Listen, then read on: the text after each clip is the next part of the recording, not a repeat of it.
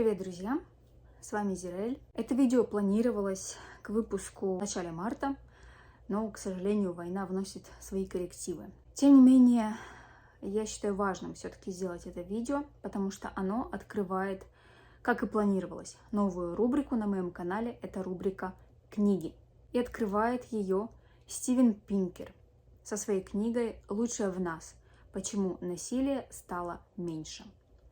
На английском, на оригинале она называется чуть по-другому, но суть от этого не меняется. Я считаю, что это must read абсолютно для каждого человека на Земле. И более того, считаю, что эту книгу нужно вносить в школьную программу для средней и старшей школы. Естественно, я не буду пересказывать содержание книги, но важно знать, Стивен Пинкер по полочкам раскладывает, почему у нас вообще появилась агрессия, почему ее становится из века в век все меньше и меньше, какие причины для этого, важные причины, появляются. И, конечно же, он немного рассказывает о физиологии насилия и агрессии, да? Он немного проходится по нейрофизиологии и нейроанатомии. Это важно. Важно понимать, что действительно двигает людьми на насилие. Важным моментом в понимании и анализе исторических событий является такой момент, как историческая близорукость. То есть, когда события более удаленные от нас на много-много лет кажутся нам менее значительными, менее страшными, менее опасными и так далее. Например, когда мы говорим о количестве жертв войны, нам кажется, что раньше было не так много убитых непосредственно в войнах. Но мы не учитываем тот факт, что и население было гораздо меньше.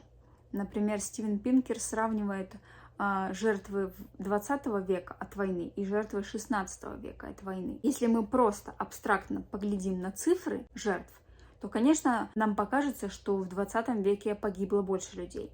Но в 20 веке было в 4,5 раза больше людей. А значит, чтобы правильно сравнить, мы должны как раз количество жертв разделить на 4,5. И уже сделав это, мы поймем, что в 17 веке или там, в 16, не помню детали, как раз-таки от войн-то умерло больше людей. Интересно, описывает Стивен Пинкер причины, почему мы становимся постоянно все лучше, лучше и лучше и лучше. Причин много, но одна самая важная, и мы должны это понимать и помнить, и всегда держать в голове. Это образование. Образование культурное и интеллектуальное. Стивен Пинкер отмечает в своей книге 6 главных пунктов, которые мы отправили в анналы истории. Ну, где-то еще не на 100%, да, но тем не менее. Первое, что мы сделали, это отправили в анналы истории так называемое рабство, да, когда мы дискриминировали своих же людей, своей же страны, возможно, даже своей же деревни, грубо говоря, по социальному признаку. Затем мы отказались от дискриминации по возрастному признаку, когда мы использовали детский труд, когда мы продавали детей как вещи. Потом мы избавились от дискриминации по половому признаку, когда женщины не имели прав, они не имели права голоса, вообще ничего, да, то есть фактически тоже были такой вещью. Потом мы избавились от дискриминации по национальному, языковому и прочим признакам. Потом мы избавились от дискриминации по сексуальному признаку. Сейчас мы активно избавляемся от дискриминации по видовому признаку, то есть когда мы говорим о защите прав животных. Интересно, когда Стивен Пинкер перечисляет, какие были пункты сделаны на пути к защите животных, пишет о том, что в 2005 году был запрещен последний кровавый спорт – это охота на лис. Увы и ах, дорогой Стивен Пинкер, это не последний кровавый спорт. У нас еще остался конный спорт. И не во всех провинциях Испании пока еще запрещена коррида. Нам есть куда расти. Даже несмотря на то, что существует теория, предполагающая, что агрессивность нашего вида могла закрепиться генетически и передаваться из поколения в поколение, тем не менее, куда более важной ролью обладает именно образование и социализация. Ведь если мы вспомним Австралию, куда согнали огромное количество преступников из Европы, тем не менее, на данный момент Австралия является страной с наименьшим уровнем преступности в мире. Сейчас, когда идет война, резкое разделение общества наблюдается исключительно в России, когда половина населения за войну и половина населения против. В других странах я такого не наблюдаю, хотя активно спрашиваю у живущих там людей, что происходит. В своей книге Стивен много внимания уделяет войнам. Я не знаю, он ли ввел это понятие или кто-то другой. Понятие «долгий мир». Вот уже на протяжении почти 80 лет у нас нет больших и крупномасштабных войн. Не было до февраля этого года. Недавно на своем сайте Стивен Пинкер написал статью о том, является ли война в Украине концом долгого мира. Так вот, его мнение сводится к тому, что не является, что для меня стало, честно говоря, откровением. Поясняет свою позицию он тем, что большинство стран как раз-таки не желают принимать никакого военного непосредственного участия в этой войне.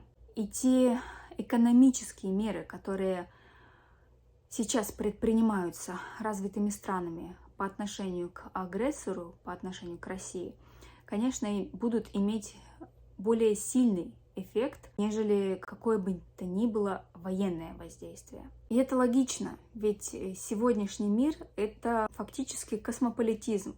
Все страны связаны друг с другом экономически, политически, культурно. Ни одна страна не может существовать абсолютно отдельно от всех других. Как мы видим на примере Северной Кореи, ни к чему хорошему изоляция не приводит. Я прочитала эту книгу в конце прошлого года.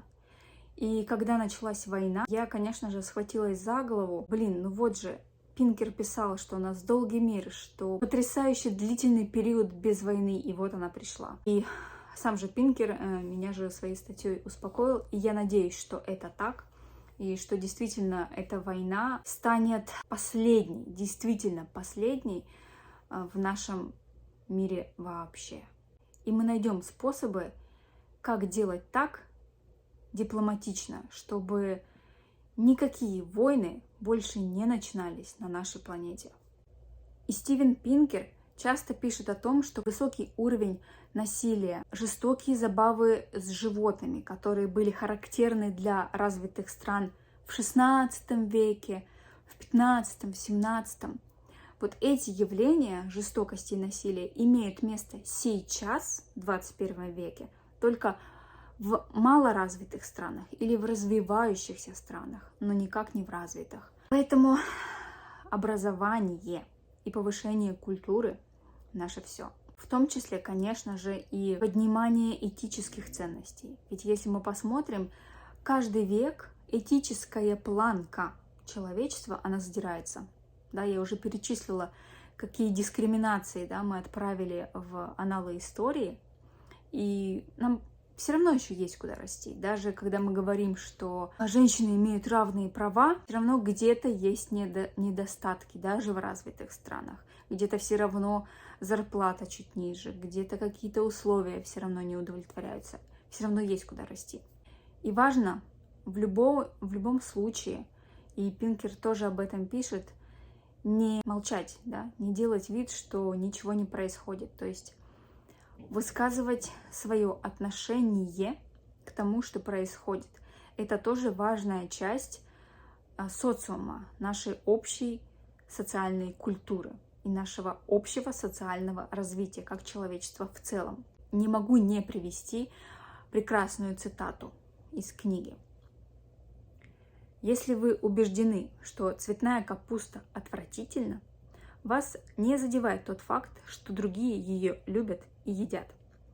Если вы считаете, что убийства, насилие, пытки недопустимы, Никто не смеет вам запрещать говорить об этом и привлекать внимание общественности к этому.